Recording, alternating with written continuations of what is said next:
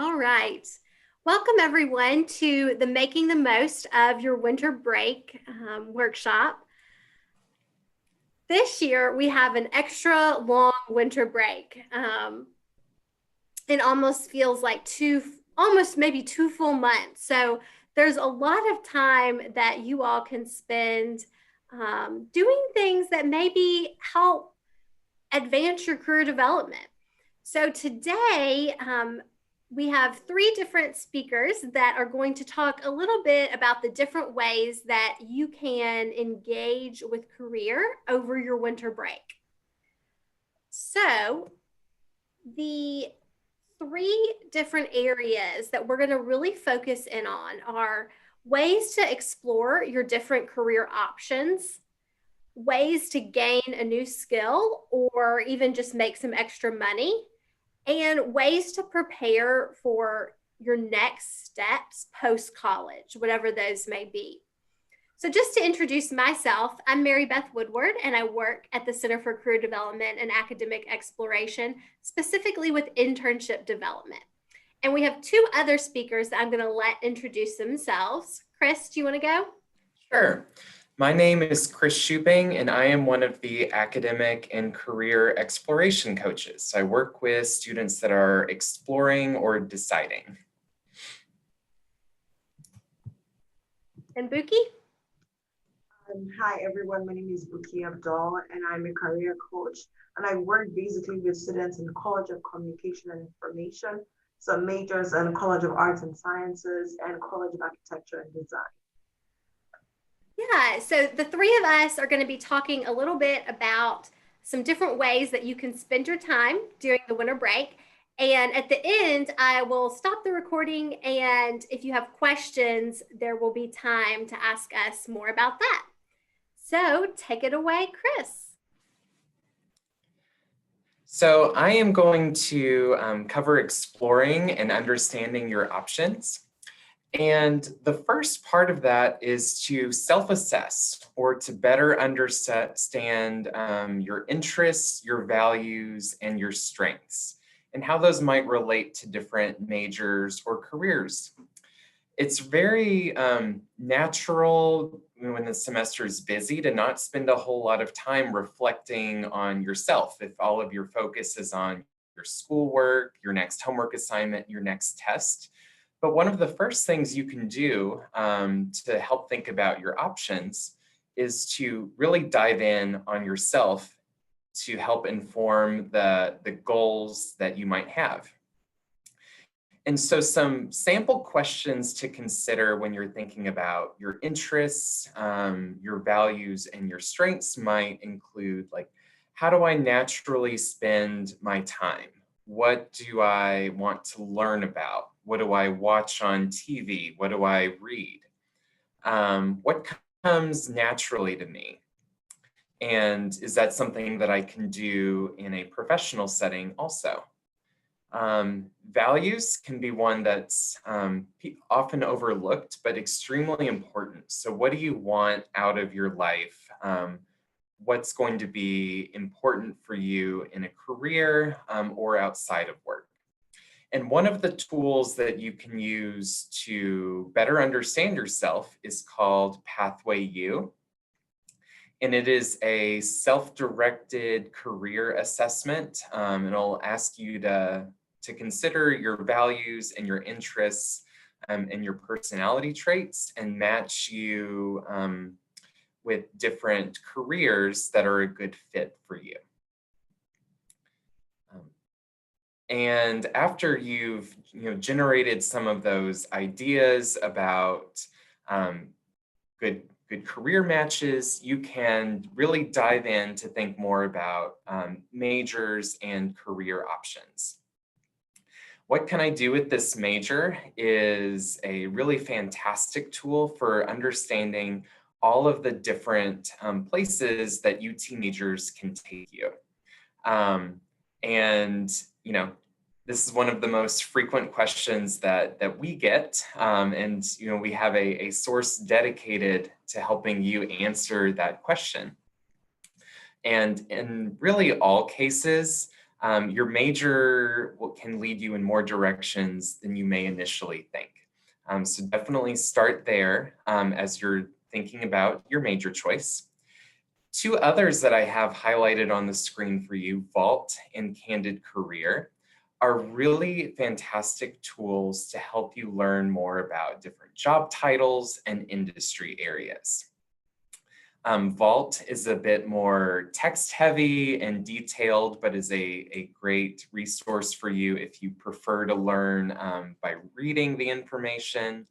And it has lots of different ways that you can use it, including researching specific companies or organizations, or really diving into broad industry areas. So let's say you know that you want to work in entertainment or you're interested in the environment. They have different Vault guides related to those specific areas. And then you can see all of the different job titles that fall under that large career umbrella, and to gain more insight into how to prepare for those areas, what they do, and how you can position yourself for those roles. Candid Career is a little bit similar. It is a website that is full of informational interview videos. You can search by industry, you can search by job title, you can search by college major. And these short videos give you some insight from real professionals on what they do every day, what they love about their job, and how they prepared for it. And can be a really good tool for helping you prepare for your own informational interviews and shadowing experiences.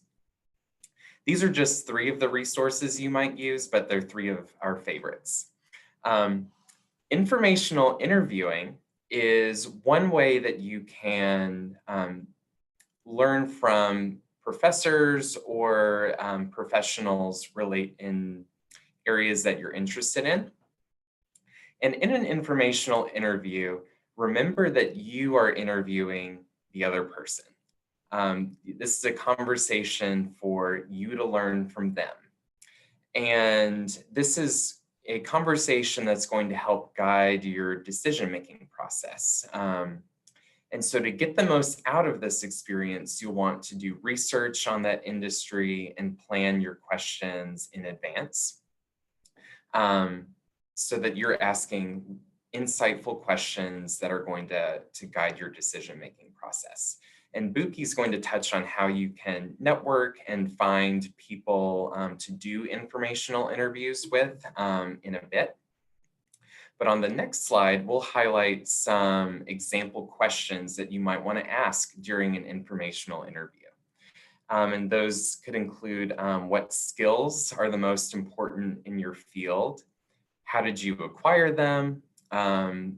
Insight into the kinds of things that that professional does on a regular basis. And what do they really enjoy about their role? And maybe what's less desirable? And really also connect it to that self-assessing that you did. So if you know that you're someone who wants to think creatively in your work or in your role, you might want to ask a question about how much autonomy do you have? How much flexibility do you have to make the role your own? Or if it's important for you to work with people, what percentage of your time are you able to do that? So, in addition to learning more about the job and the industry, make sure that you're asking the questions that fit for you and your interests and your values. Also like to highlight job shadowing. And for anyone that's not familiar with what job shadowing is, it describes an activity where you are spending an extended period of time, so part of a day, a full day, observing a person in their work environment. Because of the pandemic, it may not be possible for you to shadow right now, but start with an informational interview. And if you're building a connection with a professional, that opens the door for you to follow up with them in a couple months to see if you're able to shadow then. or to talk with them again to gain some more insight. Always, always, always write a thank you note after an informational interview or shadowing experience. Really, this is, to thank them for their time, but it's also paying it forward for the next UT student that asks them. If they know that this is a fulfilling and beneficial experience for you, they're more willing to give their time to someone else in the future.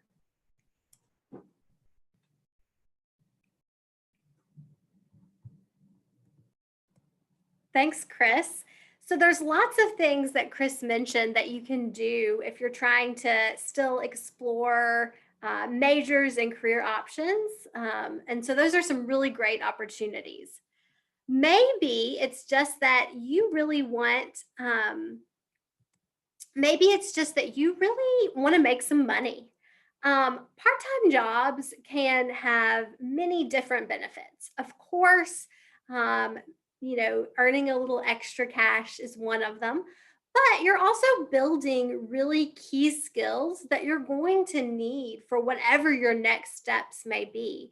You're building some of those transferable skills that you would need in any career path that you take.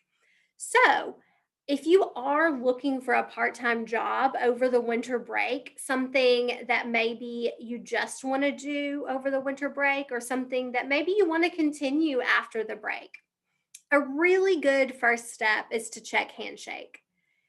If you do not have a Handshake account, you can visit career.utk.edu and click on the Handshake link on the side of the website.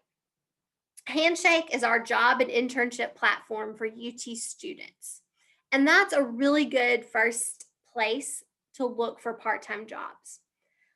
What I would recommend doing is there's a search bar in Handshake, and you can narrow it down to and refine your search to just looking for part-time jobs.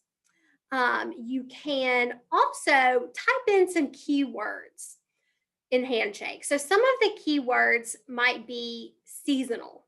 So a lot of jobs that are just hiring during the holiday season might use the word seasonal in their job title. So that would be a good one to type in.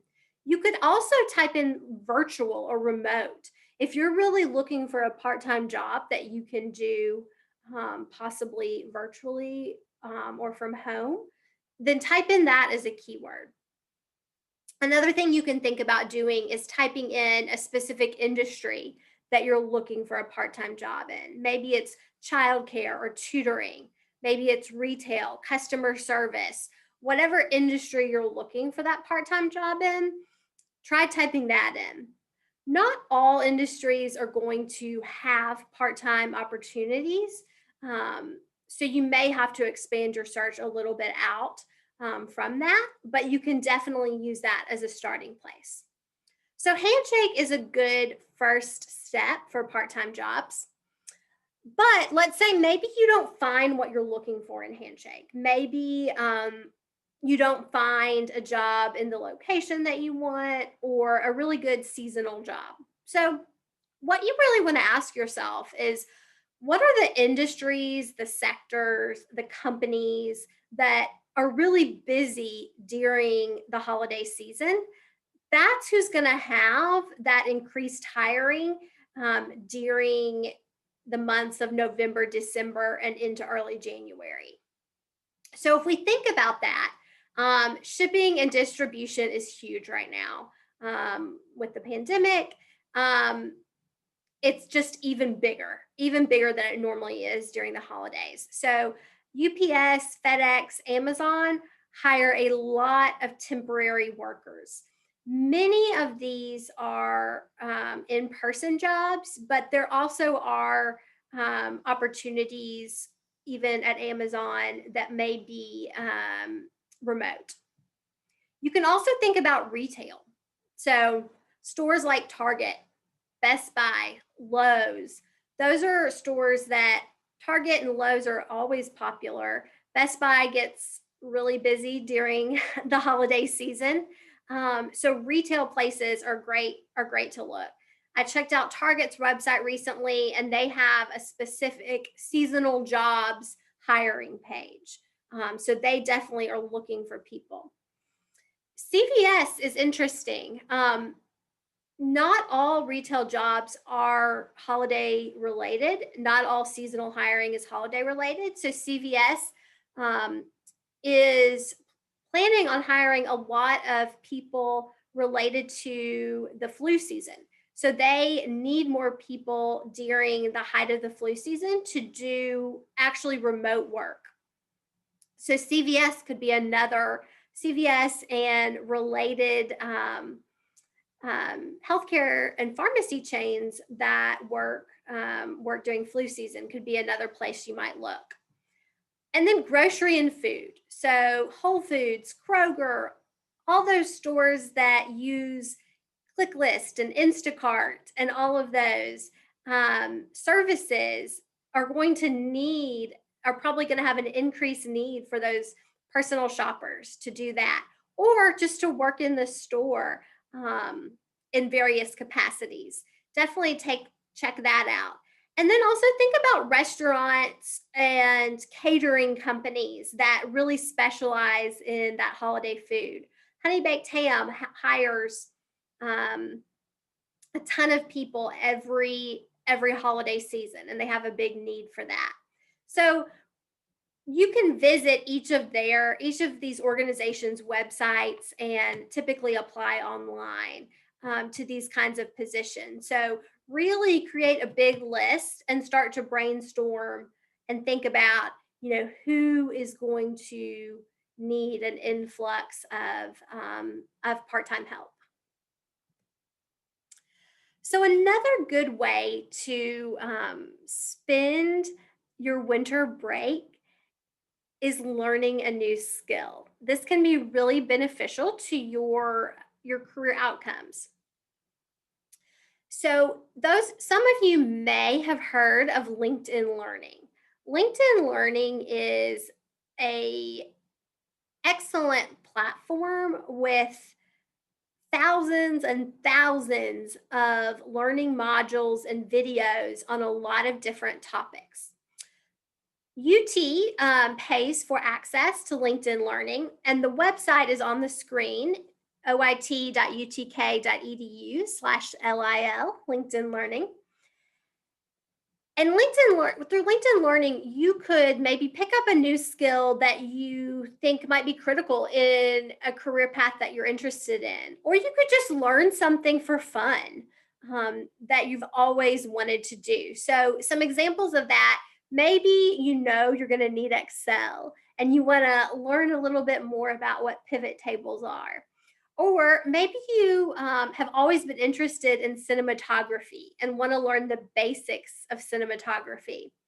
Maybe you're interested in Photoshop or InDesign and want to perfect your skills in that. Or you want to learn more about data analytics and Tableau and how to actually input numbers into Tableau and get a beautiful graph. Well, LinkedIn Learning has tutorials and videos and lots of resources to kind of self-teach on a lot of these different topics. So it's a great time to take advantage of that and learn a new skill. Another thing that you could do, the library has subscriptions to a lot of language learning softwares. Mango is one example that UT Libraries has a subscription to. I created just a short link so you can get to it pretty easily, but you can see it on the screen, tiny.utk.edu/learn-a-language. So through Mango, they have more than 70 different languages, and you could, hone your Spanish skills or, try to start learning Japanese over the break. So that is taking time to learn a new skill is a great way to spend your winter break. Another thing that you can do is actually give back to the community by volunteering. But at the same time, maybe hone a skill set that you are interested in really making sure that you can demonstrate to a future employer. So I like to call that skills-based volunteering.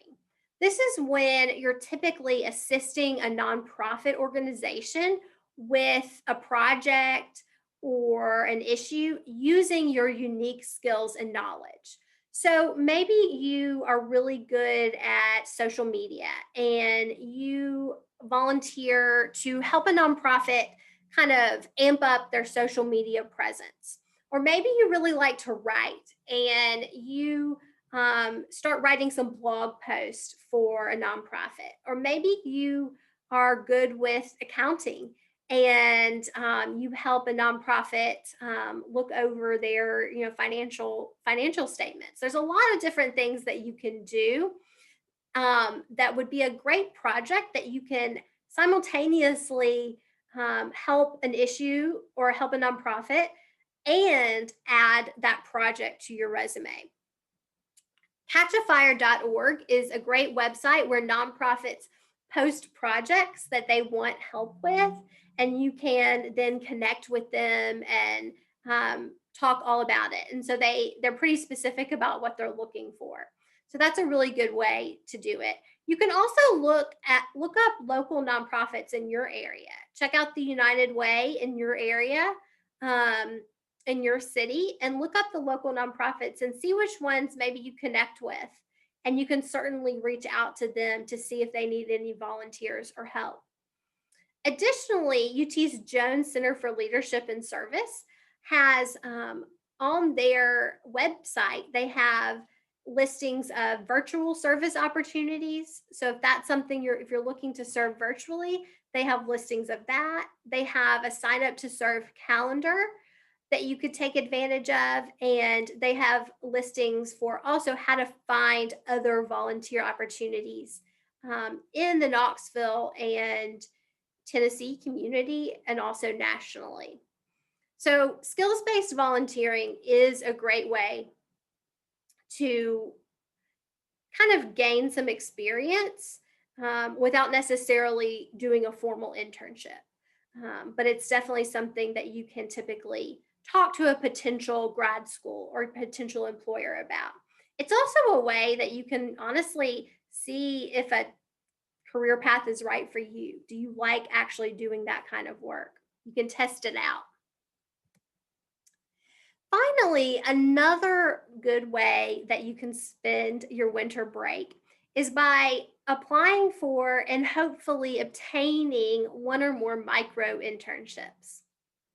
So you may not have heard this term before, but micro internships are basically short-term projects. Typically, these micro internships are comprised of about 10 to 40 hours worth of work. It may be that you do all of that within 1 week. It may be that you do that over the course of 1 month, but it's a short-term project. And Parker Dewey is a platform that helps connect employers who have these short-term projects or micro internships with students who are interested in them. So you can create a profile on Parker Dewey and search for these micro internships and see when they're available, what they're looking for, and you can actually apply to them through Parker Dewey. Almost, I would say 95% of the positions and micro internships on Parker Dewey are remote. So it really doesn't matter where the company is or where you are. Almost all of them are remote. They're also paid. They're typically paid at a flat rate. So when you apply, you can see what the total pay for the project might be. And you have some level of supervision from the company, from your company contact. They will provide feedback on your work. So with Parker Dewey, you want to visit our website, career.utk.edu. And on the right-hand side, we have a featured resource bar. And if you scroll down in that featured resource bar, you'll find the link to Parker Dewey. And that's where you would start and create a profile. I will say that the more thorough you are in your profile, so really filling that out, uploading your resume, and when you actually apply, talking about why you're interested in the project, the more thorough you are, the better chance that you have that an employer is going to look at that and say, I want to pick this person to complete my micro internship. So these are great ways to gain some experience, make a little money, and get your foot in the door, even with a company. Many of these are even big name organizations. So definitely think about micro internships through Parker Dewey. All right, I'm going to turn it over to Buki to talk a little bit more about some other ways to spend your break. Okay. Thank you, Mary Beth. Thank you, Chris, as well. So you've self-assessed yourself. You know about some opportunities for micro internships, skills-based learning. So what are some of the things you can start doing or start considering as you think about post-college opportunities? So one thing I would really talk about today would be networking. I know this is probably not the first time you have heard networking, but I would talk about it again. And then it's something that you want to like actively work on, especially during this long winter break.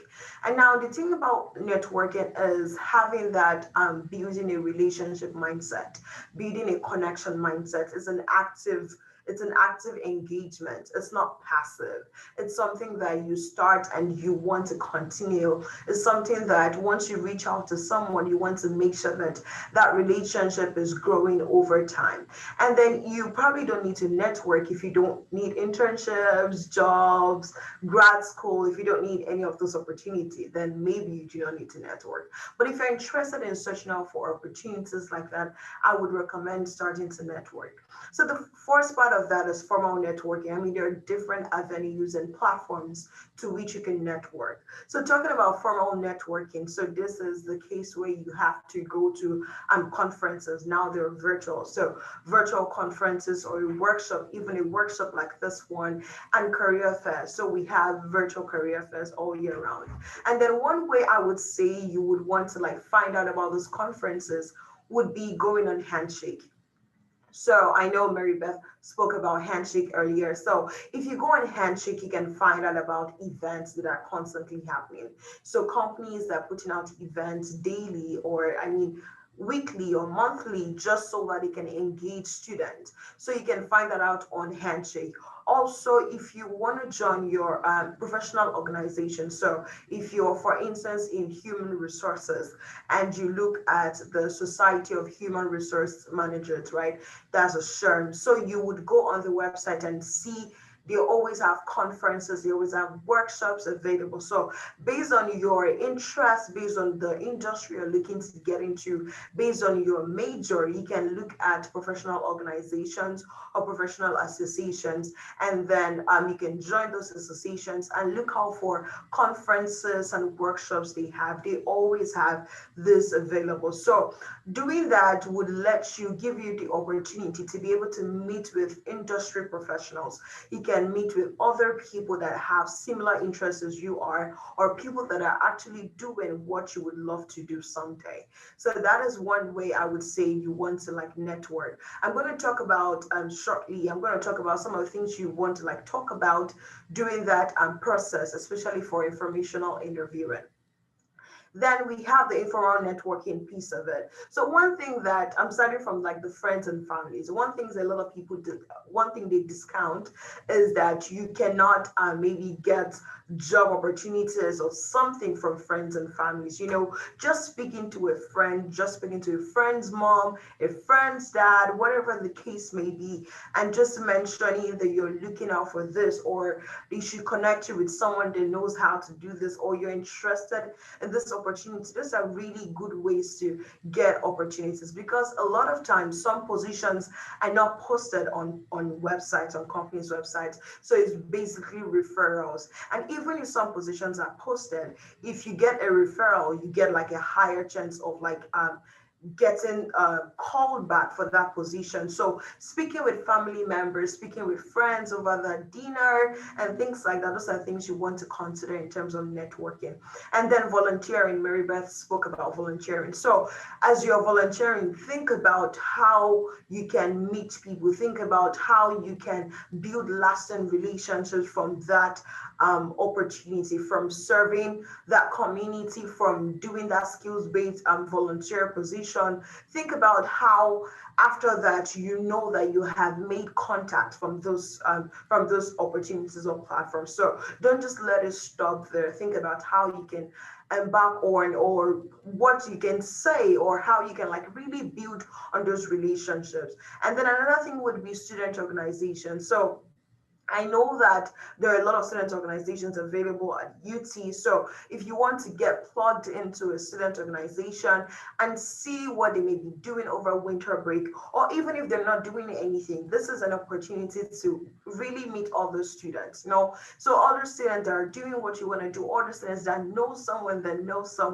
that really can offer you that opportunity, or just information, because a lot of times what you probably would need would be an information that can help you do a research, and then you find out something very, very credible. So that's one thing else I would suggest you do in terms of informal networking.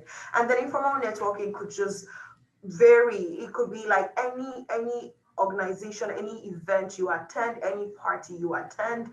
Try to talk to people in terms of, and I know that this might just sound like I'm saying it, but then it's real, and then it's something that if you try out, you can talk about like the benefits from it. And it might not be easy at first, but once you start doing it and then you get used to it, and you know that you're working towards this thing to like build a connection, build a relationship, get value, and also offer value. And that's one thing you want to think about in terms of networking.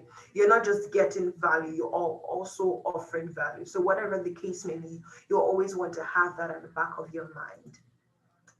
So we can go to the next slide. Thank you. So LinkedIn.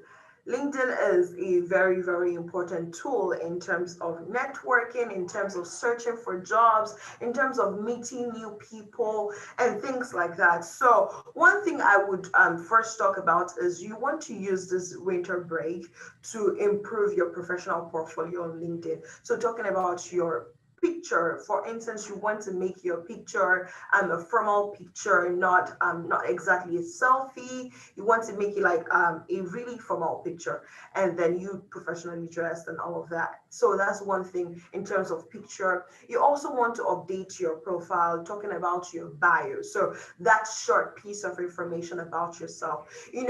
That's one thing that you really want to focus on, because when people go to your profile, they see that bio, and then they see what you're interested in, what you're currently doing. If you're searching for opportunities, you can always talk about that there. And then another thing that is important will be your headline. So your headline is what shows up right underneath your name. So if you're searching for opportunities, you actually don't want to just say that, oh, searching for opportunities. You want to talk about what kind of opportunities you're searching for, or what skills that you have that employers will be interested in. Because one thing that employers do, or recruiters do, is once they search on LinkedIn, they use those keywords in terms of skills to like search for people. So you want to update your profile, upload your resume if you have one, if you feel like adding one, but then I would recommend uploading your resume, and even just filling out the details, your experience details right there, and then updating the skills that you have.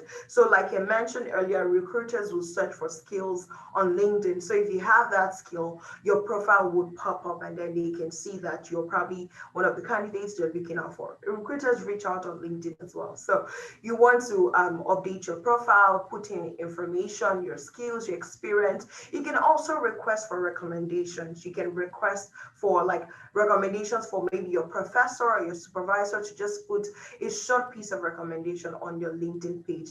That also is something you want to consider. Another thing in terms of LinkedIn would be to follow companies that you're interested in. This is the point to start thinking about this company where you would like to work, or companies that are doing things you want to do or they're in the industry you're interested in. So start following those companies. A lot of times they might post positions or they might post opportunities. And like I mentioned earlier, a lot of companies are having just events online. So you can look out for that and see if they have events that are online and available for you, and really look into that. And even you can check out their employees, and from there you can send messages courteously, and then I'll talk about messages shortly, but then you can send messages and reach out to the employees based on what your interest might be. You also want to join professional groups. So there are professional groups available based on your interest. A lot of groups available based on your interest. And then one thing about joining a professional group would be the fact that when you're in a professional group, you can send messages to people within the group, as opposed to some people that you cannot send a message to if you're not in the same group, maybe because you're using like a LinkedIn premium or whatever the case may be. But once you're in a group together, you have that opportunity of actually sending a message and connecting with them. And then connect with people in your industry. You know, LinkedIn, you have a search bar that you can search for anything, any industry, any of your interests, any skill that you're even interested in having, and things like that. You can search on LinkedIn and then see how that works for you, and then just connect with them. Once you connect with people, you can see what they post about and connect with a lot of recruiters. I would say for jobs, for even grad school, you want to connect with schools and see the opportunities they have. So connect with a lot of recruiters. Recruiters post daily what they're like, who they're looking out for, the positions they're looking out for. So connect with a lot of recruiters on LinkedIn. And then we have this Find Alumni tool to find UT alumni in your industry. You know, there's that edge you have as a UT student talking to like a UT alumni. So that's one thing you can do. If you search for University of Tennessee and then just go to the page, you would see the Find Alumni too, just right by the left side. And then you can click on that and then filter the alumni based on the location, based on the major, based on their industry, based on whatever it is you might be looking out for. You can filter based on that, and then you find alumni. And then you can send messages. You can use the fact that you're a UT alum as a base to start sending message or even connect from there. So don't be afraid to message. LinkedIn is a professional networking tool, right? So it's there for you to use and utilize. If you don't utilize it, you might not really enjoy the benefits. So don't be afraid to get a message. The highest and the saddest you would probably get would be a no, or and then that even depends on how you frame your messages or how you approach them. So but then that should not like deter you or stop you from like really reaching out to other people. Trust me, there would at least be one person or two people that would be able to give you like relevant information, or you can add value to them. And then one thing about LinkedIn as well is you want to use before and after a networking event, a job fair, or an interview. So if, for instance, during your skill-based volunteering, you met some people, you can always connect with them on LinkedIn. That is how you grow your connection list. And then, you know, you're able to see what the person is posting. And if, for instance, you're searching for a job, and then if you check the company, you would be able to see if a connection, one of your connections like works there, or or has worked there before. You know, with that, you can always reach back to that connection and say, oh, I applied for this job. Can you please make a referral and things like that. So that's like the advantage of like growing your network, connecting with more people, use before and after a networking event. And then another thing that is very important in terms of that is stay active, respond to people's messages. You know, you also want to comment, you want to like posts. You know, once you do that content reaction, you know, there's always that algorithm that brings out like more things based on what you interact with. So you want to interact with people's posts, you want to post things yourself if you have to, you can share other people's posts. Those are things that are of interest. You can follow hashtags, and you can use hashtag for your posts as well to get more views and then be able to connect from there. So I would say stay active. Use this winter break to like really look into how you can like revamp your profile and do things like that. Okay, so informational interview. So Chris mentioned what an informational interview is and what you can, like the questions you can ask. So what I would say is, how do you search for people? How do you just look for people to ask for informational interview? So I mentioned LinkedIn. The first, like we just finished talking about LinkedIn. So with LinkedIn, like I said, reach out to people and then ask for informational interview based on what you're looking for. So if you want someone that to give you a career advice, someone that is working in that field that you really want to, so filter, go on LinkedIn and search based on that, and then you'll be able to see people and then reach out, right? And then LinkedIn to using the alumni tool, using the group tool, just that is where you'll be able to find people, follow people in your industry, search and then follow and then send messages. And then like from there, from sending messages, you can ask about informational interview. So one thing you want to like really be mindful of is the first message you send, so that is, I will talk about what to say. And then the other thing about how is career shift. So we have this career resource is on our website, career.utk.edu. And then once you go like the resource, you just log in with your UT details. And then on career shift, you can actually search for jobs, you can search for companies and contacts. So I'm really talking more about the contacts here. So you can see right here that it says contact. So for the contact, you can search based on whatever it is you want to search for. You have advanced search. You can search on keywords, on skills, on location. And once you search, Career Shift will be able to pull through information for you based on your search.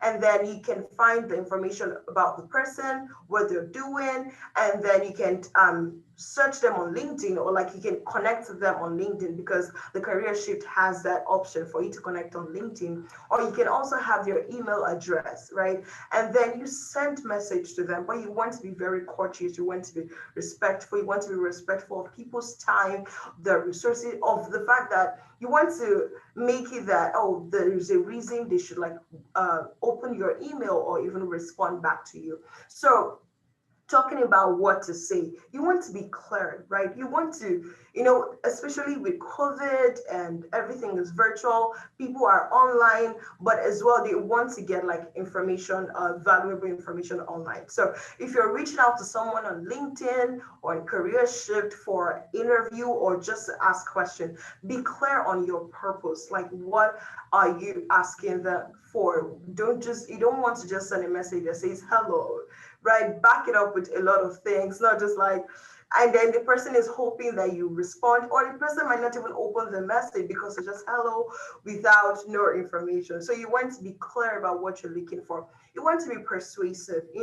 There's this thing that people see countless number of messages on LinkedIn. Trust me, I see personally. And then the ones I would respond to are the ones that like persuasive, in terms of you explaining your point, why you are reaching out to the person, and then why they should respond to you. You also want to make it specific and tailored. Now, this is the point of making it personalized. You want to like go through the person's profile. After going through the person's profile, then be able to talk about, oh, these are the things you have noticed that the person does, and then this is why you're reaching out. For instance, you maybe want a career advice from a professional, and then you see that the professional, the person is a psychologist, for instance. You will want to say this is what the person has done that is intriguing you, which is why you're reaching out, and you feel like the person will be the best fit to give you career advice. If you're looking for a mentor, first off, you want to be sure that this person would be a good mentor for you based on your research, and then reach out to them, let them know why you have decided to take that step further, to reach out to them to ask for a mentorship opportunity.